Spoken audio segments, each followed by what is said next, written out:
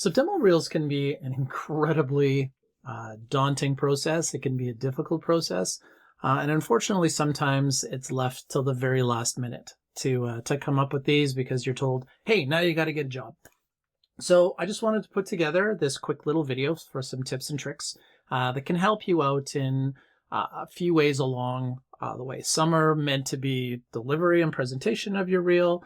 Some are meant to be more research-based as you are working through the process. So I also do understand that some of these you've probably heard before, but I really want to stress that this is in context with studios needs, and my vantage point, working at ImageWorks for 12 years, Digital Domain before that, and then years and years in education, puts me in a great place to give you a leg up when it comes to presenting your work.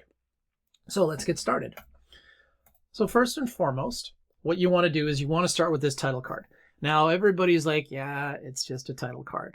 So many of your instructors might say you need to amp it up a bit. You want to make it a little bit more.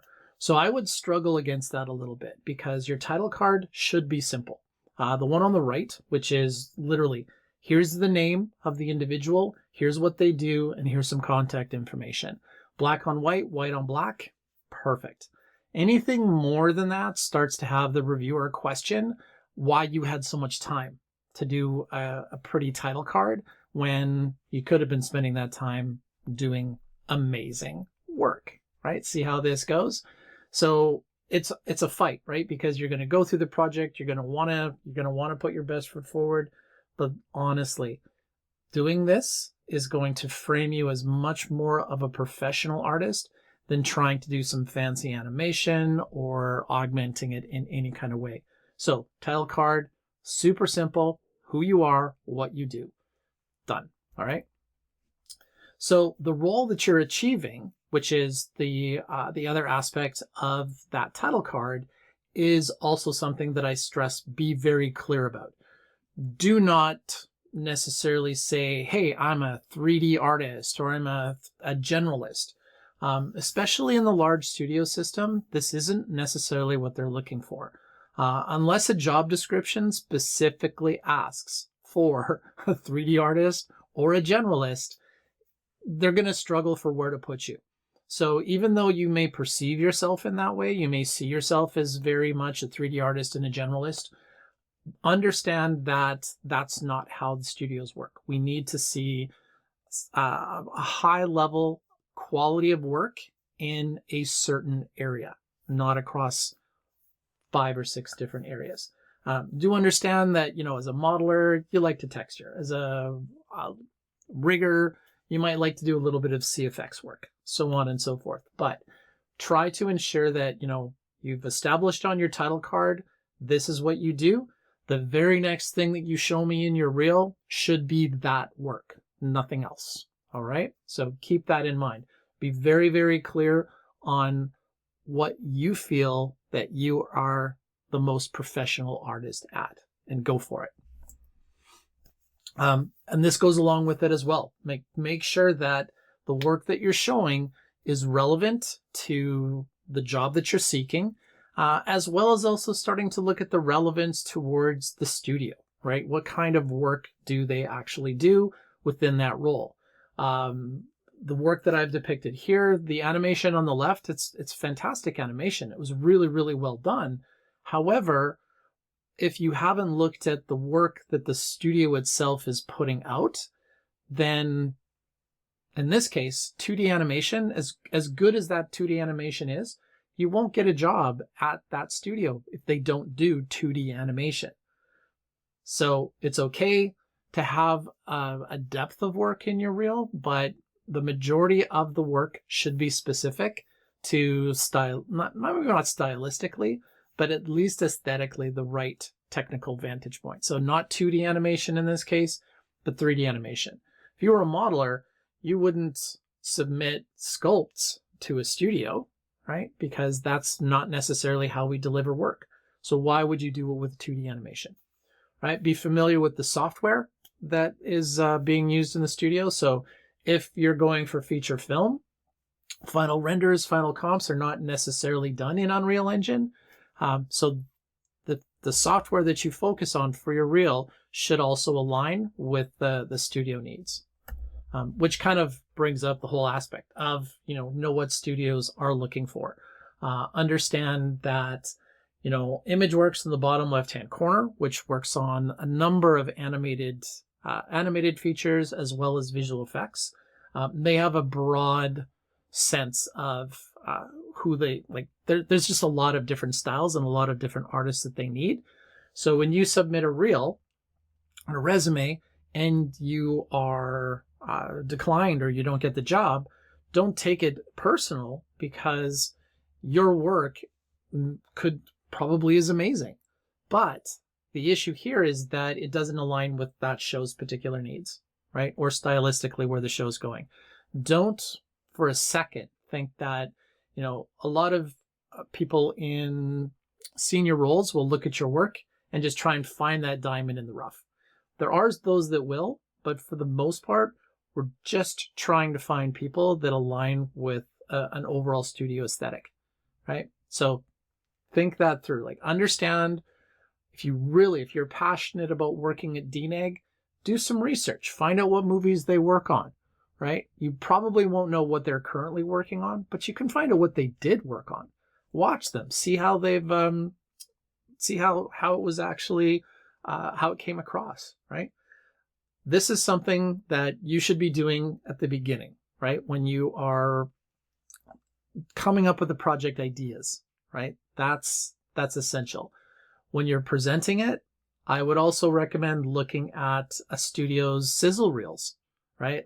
Every single studio, games, film, television, they put out sizzle reels to try to attract new work and new clients, which means they're coming up with unique and interesting ways to present their content.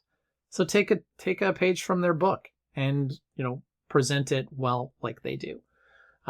So knowing the studio is really vital, and again, throughout the process. This is your career. You are an artist. You should be looking not at this in the sense of a dream studio, but what studio can help you on the path to becoming a better artist. And that's how you make some of your decisions, or a lot of your decisions. When it comes to presenting the reel, when it comes to, order of work, the first thing that you show on your reel needs to be the most polished piece on your reel. Oftentimes I hear this as best work first. I'm not a big fan of that, because best work first alludes to the idea that the rest of the work is okay, but it's your best piece that's first, right? I've also heard, lead with your polished piece, so the one that's most refined, and then finish with your second best piece. Also not a big fan of that, because if the second piece that you present isn't as necessarily polished or as good as the first piece, or maybe a tiny step down, they may not get to the third piece, right?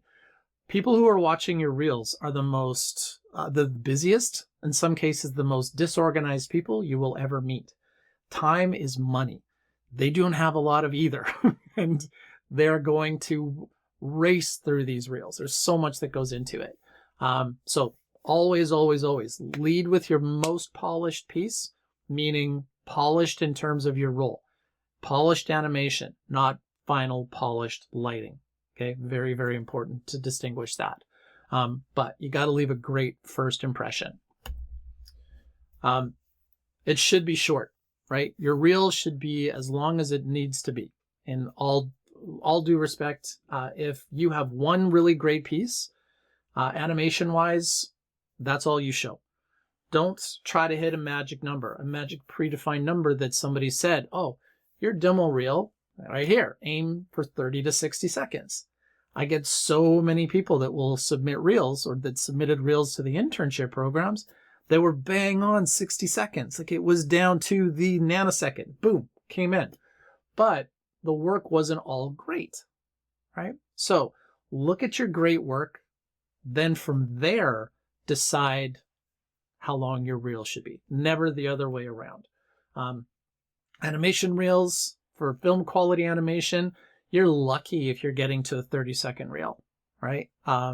Modeling reels, usually you need about 20 seconds to show off any normal character slash prop. Character models around 20, 25 seconds. Props, maybe 15 to 20 seconds. If you're doing one at a time, environments, maybe a little bit more, maybe 30 to 35 seconds. All right. But then you can multiply that by the number of amazing pieces you have and find out where that takes you. As a teaser, this is a rigging reel. This was the rigging reel, and this was enough to get them noticed and hired, which completely flies against the grain of normal rigging reels. Quality, quality, quality. Quality over quantity every single day of the week. If you have, again, one sensational piece of work, that's it. That's all you should put on your reel. In the studio system, we don't know how long your schooling was. We don't care about grades. We don't care about any of that. We just want to see what you perceive to be the highest quality piece that you've created thus far in your career. And based on that, we'll look at other things and assess how well you might fit into the system. All right. Quality in work, quality in presentation, spell check. Because if you don't check your spelling, that's sometimes a massive reason to not watch your reel. So just be careful about that one. Breakdowns. Breakdowns are important because so far in your reel, you've shown me amazing work. You've told me who you are. You tell me what you do. You've showed me some fantastic work. But I want to know a little bit more about your approach. I want to know what your wireframes looked like. I want to understand if you were rigging, did you develop a rigging system, or did you just rig it from scratch? Basic knowledge. For compositing and lighting reels, getting those breakdowns really shows me again what you had to work with at the beginning and how you approach those problems. Compositing reels specifically, right? Compositors are the unsung heroes. If a compositor does their job well, nobody knows that they did anything. So breakdowns are critical for you to come back and say, whoa, that looks great, but look at all this stuff I had to do to get there. And then eyes wide open, we can look at process, we can look at how well you understand the language of the industry, and from there have some great conversations. Context, source material, and reference material. So we are always in the industry working on somebody else's idea. We are supplied context, we're supplied source material, reference material. Sometimes you have to do your own, find some of your own reference. Animation-wise, you might have to film some reference, but you're always working from it. So it is important to show in certain disciplines. And I would say every discipline except for animation, you should be showing your some kind of reference. If you're modeling, we want to see the concept art. We want to see an actual rendition of whatever you've modeled so that we can do some comparisons just to see how well you were able to hit that mark, right? Again, your job as a modeler. There's your concept. You have to model this identically to it. And that's a skill that you're trying to show me on your reel. The one beside it, look dev artists can sometimes use different style sheets, different style panels. This is a CFX one showing different reference images for dogs in terms of how the fur could behave under certain light sources. But you are constantly working, even if you're working stylized, if you're working on a stylized film, everything is rooted somewhere in reality. You have some kind of tether to it. And it is important to keep that in the back of your mind and look back at it when you need to. This is a technical industry. Games, film, television, doesn't matter. Even though you may see yourself as an artist, but an artist, you're still using a technical tool. Maya, Houdini, Unreal, Katana, Nuke, all of these are pieces of software that they have endeavored to make as simple as possible for the artists to use, for the most part. But the more you understand the underpinnings, the architecture of these, understanding Python, understanding PyML, something like that. Python would be the recommended path that I would take. But having a technical understanding and knowledge is it's vital right now. I think every single artist working in this field, in this industry, should have a base understanding of Python. If you don't, and that scares you, I don't know how to help you other than seek it out. Like, don't fear it. Find a solution for it. I'm not saying you have to learn Python to be able to write Python scripts, but reading Python, to open up a script and go, okay, these are what all of these little different pieces mean. Because there's the scripting aspect, and then you will look at a Python script and identify, here's the things specific to production. Here's the things that I specifically need. And maybe it's just changing a name here and there. That could be the extent of what you need your Python for. So embrace the technical side of things. Don't run away from it, because it will differentiate you in production in many ways. You want to get feedback. Feedback is critical at as many junctures as possible. Within a studio, on the internet, no matter where you are, you have to find incredible people that can put you on a path and help you stay on that path and feed you information as it's needed. Some schools will only give you this feedback every once in a while. Sometimes it's once a week, sometimes multiple times a week. In a studio, you're going to get that feedback daily, and in most cases, multiple times a day. So the more vantage points you can get, whether this is professionals working in the industry, colleagues that you work with in your institutions, or even family. And I know some people laugh at me when I say family, but family plays its part, because family is your support structure. And sometimes you need somebody to look at your work critically and help you in that specific vein. But creating a demo reel has an amazing mental impact on you. And a lot of the times when you're in the reel, you're overburdened, you're overwhelmed.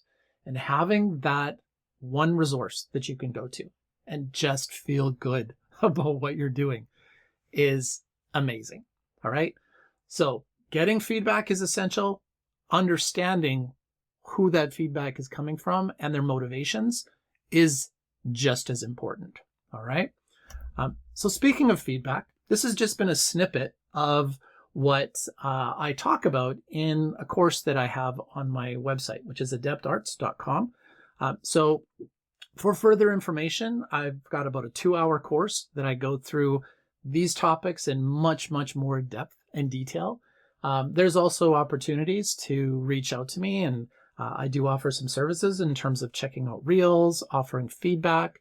So if you feel like you want to take your stuff to the next level, if you're looking into that internship, or you just want to land that dream job, your dream job that's going to take your career to the next level, by all means, I can help you out. Check us out, Adept Arts, and we'll see you around the studio system. Take care.